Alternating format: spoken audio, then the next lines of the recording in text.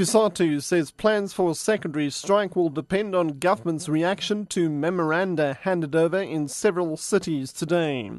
And the public hearing into whether former National Police Commissioner Becky Ele is fit to hold office has been adjourned until tomorrow. I'm Richard Brooks. Cosatu says plans for secondary strike will depend on government's reaction to memoranda handed over in several cities today. The Labour Federation claims today's nationwide protest for the scrapping of e-tolls and Labour brokers was a resounding success. Cosatu's spokesperson Patrick Craven says they expect a response from government within a week. The protest resulted in flights being delayed in Durban, shops in central Joburg closing, a reduction in rail services in Gauteng and KZN, and the temporary suspension of train services on East Rand. Protests took place in 32 cities and towns across the country. The public hearing into whether former National Police Commissioner Becky Ele is fit to hold office has been adjourned until tomorrow in Pretoria.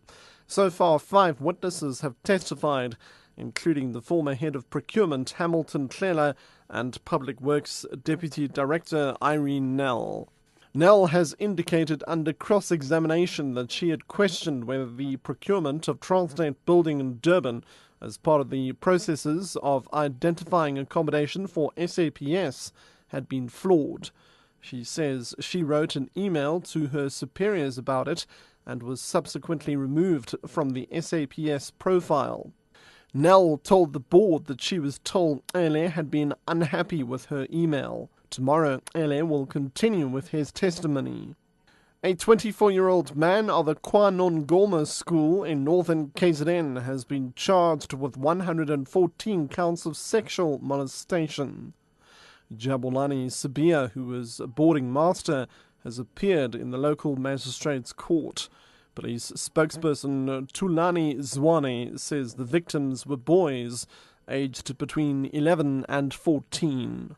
It is alleged that the man was sexually assaulting and or raping the boys aged between 11 and 14 years as from 2010 up to now. He was arrested on the 5th of this month after the police received information. The members of Ulundi Family Violence, Child Protection and Sexual Offences are investigating the matter.